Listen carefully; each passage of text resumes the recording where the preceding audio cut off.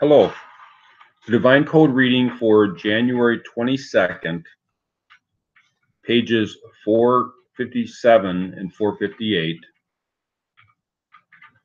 We are in the chapter, the Prohibitions of Embarrassing Another Person, Evil Gossip, and Talebearing. Topic number 9. It is also permissible. So we're in areas where, in the area of Lashon Hara and in talebearing, yes, talebearing and evil gossip, it's a very strong prohibition against doing this. However, there are cases when it's necessary to do this in order for society to function properly. So topic number 9, it is also permissible for a person to tell about a truthful matter in order to clear himself regarding an evil action that others wrongly suspect that he did, even though he will be revealing something about another person. This only applies if he has no other way to clear himself except to reveal the truth about who actually committed the deed. Chavetz Chaim, Laws of Lashon Hara, Chapter 10, based on Tractate Erkin 16b and Laws of Rikiot, Chapter 5. Tamor acted in an exceedingly righteous manner, more than was required, so as not to embarrass Judah, as explained in Tractate Soda 10b. Since it was fully permissible by Torah law for her to say that she had become pregnant from Judah in order to save her own life. So in this story, Tamor, the daughter-in-law of Judah, becomes pregnant out of wedlock, or supposedly out of wedlock. And she's going to be executed as a harlot. And she can very easily clear her name by saying who the father was. She chose not to say who the father was, but that was entirely her choice. So we learned from that she could have said out loud who the father was. She could have done that in order to save her, in order to clear herself. And that's what's being spoken of here. Is that a person does have permission to, he's not required to it, but he has permission to clear his name by saying who the real culprit is. For this reason, it is also permissible to examine and search out information about a specific person to find out if he is honest or not, in order to be protected from trickery, or when doing business with him in trade and business transactions or the like. Similarly, it is permissible for one being questioned to give advice and tell things regarding the one whom he is asked about, in order to advise the questionnaire for his own good and to keep him from harm. Because in any case, their intention is only for good of the one asking, and not to put down the one about whom they are asking. Chavetz Chaim, the Laws of Lashon Hara, Chapter 4, and Laws of Rikiot, Chapter 5. So, if a person wants to know, okay, let's say somebody wants to have some jewelry work done, and they want to know whether or not a particular jeweler, they want the Yelp reviews on a particular viewer. Now, the Yelp reviews can be very, they can get a little personal at times at the way they do the reviews. And the person is looking at this information, researching the information, in order to know whether or not he should use such and such a jeweler. It's permissible to do that and it's permissible to do the research in order to make certain that he is using the proper tradesman for what he needs. He has a legitimate need to gather the information.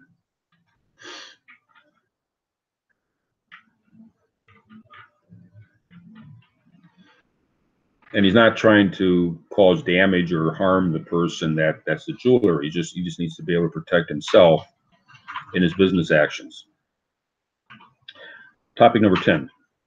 It is also permissible for a person to tell in the presence of another person about evil things done to him. For example,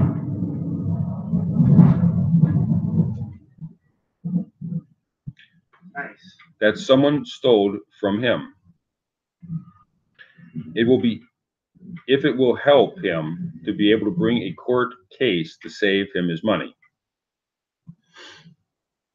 So if something happens to him, he has to file a police report. Well, obviously you got to tell the policeman, or he has to go to a lawyer, or he has to go through the court system. He has to explain what happened. He's allowed to tell these stories to the proper people that's set up to handle these situations. He's allowed to pursue his needs by telling the story to these people that's proper to tell the story to. Sikavskaim, the Laws of Lashon Hara, Chapter 10.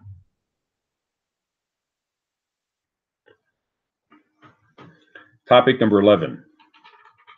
We have already explained that it is forbidden for a person to accept evil gossip, meaning that it is forbidden to hear these things. If one sees that someone is coming toward him to tell him such things, he should prevent the gossiper from saying them. If the gossiper will not heed him, he should walk away. But if he knows that the person will want to tell him such things is faithful to him, he should first learn briefly to examine whether or not these things the person wants to tell are for his benefit. That is, if his coming as a warning to him so he can guard himself from harm, or to alert him to a problem so he can fix it, so that he can provide help to the person who is being spoken about. If this is not the case, he should refuse to listen to these words. So it becomes necessary to hear at least a summary of the story to determine whether or not the information is something that he can be done in a beneficial manner.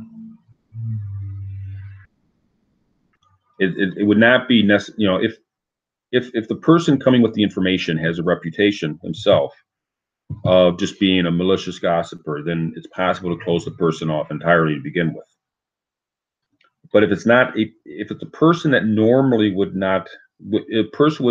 normally do things in a positive way, then it becomes necessary to first listen to the basics of the story to determine, and at some point make a determination, or at each step of the path, each step of the telling of the story, make a determination whether or not to listen to the next part.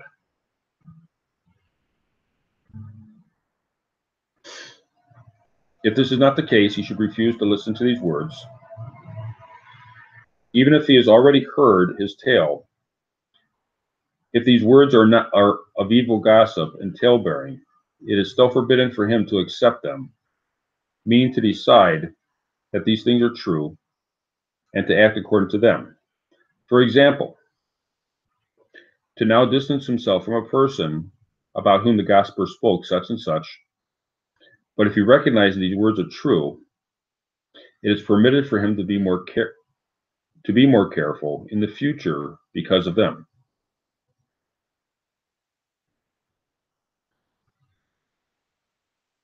So once he has the information, and this is connected with, where are we at here? Kavas Kain Laws of Lashon Hara, Chapter 6. Once he has the information, even if he's listening to the summary of the information and he's deciding at each step whether or not he should listen to the next step of the information. At some point, if he decides, okay, I'm not going to listen to this information, I don't want to listen anymore to it, he's already heard a certain amount. He is permitted to base his actions upon his own personal actions upon the information that he'd received so far.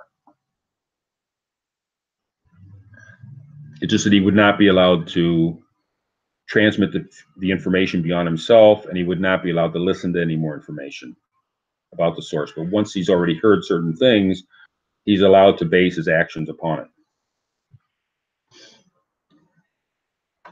Topic number 12.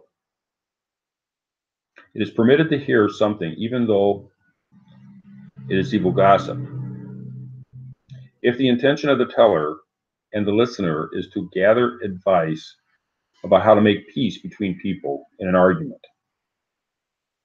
So again, if the information is coming to him, if the information if the purpose is to create peace between people, if there's some value to this information, and in addition to the value, it also gives information that can help the listener. The listener is allowed to benefit from the information and is allowed to act based upon the information he has. Topic number 13. It is forbidden to sit or stand together with evil gossipers, for most of their words are tale-bearing and evil gossip. So we have to be careful about who we hang out with. And we can't just hang out in places where this kind of evil gossip goes on. Because if we hang out there, we're going to wind up participating in it. And it is known for that certainly this will likely be included in their words. If a person was already compelled to be in a group of such people, and they are speaking such words and he cannot get away from them, he should not participate in their conversation at all. He should not show agreement or happiness about what they are saying, and he should decide not to accept any of their evil gossip or tale-bearing. So if the person finds himself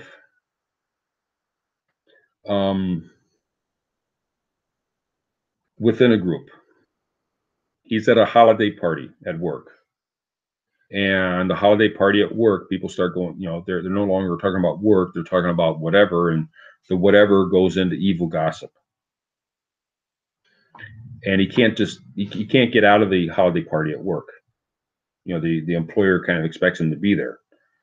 Then the best thing to do would be to withdraw from the conversations and not be part of the revelry.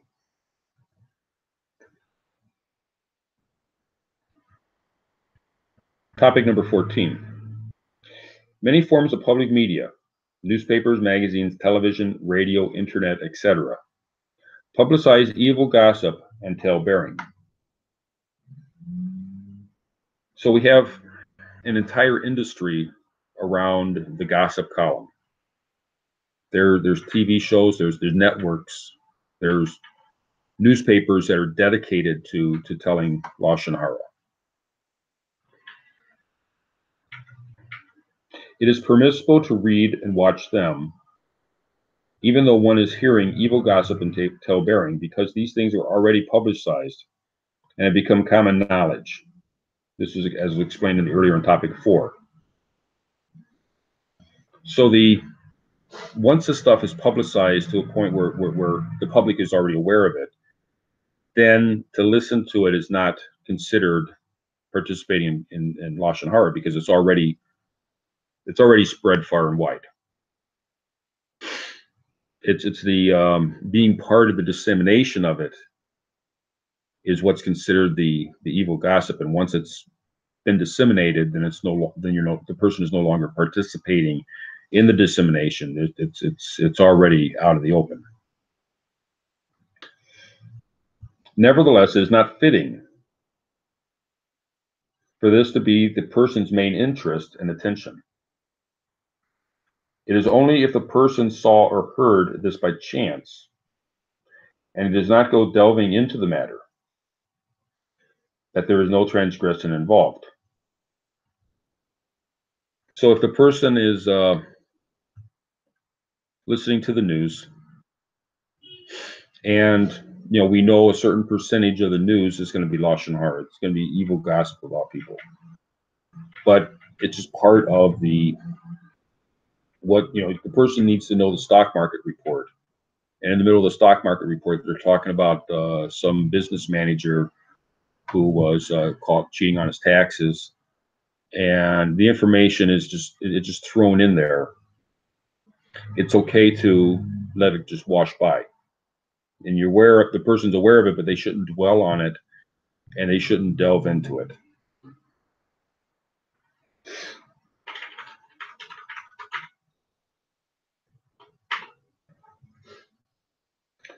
It is not even forbidden to tell others about gossip that was publicized through the media, but it is a bad trait to feel good about it, or benefited from the failure and shortcomings of other people.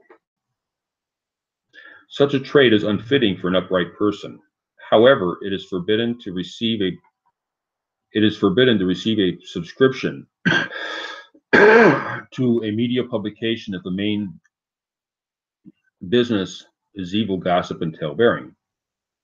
Furthermore, these types of publications should not be supported.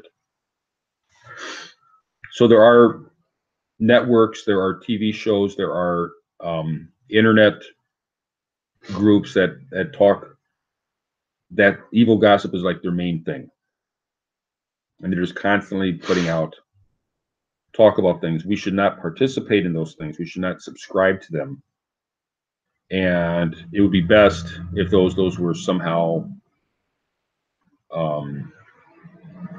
they should not be supported either by the individual or by society.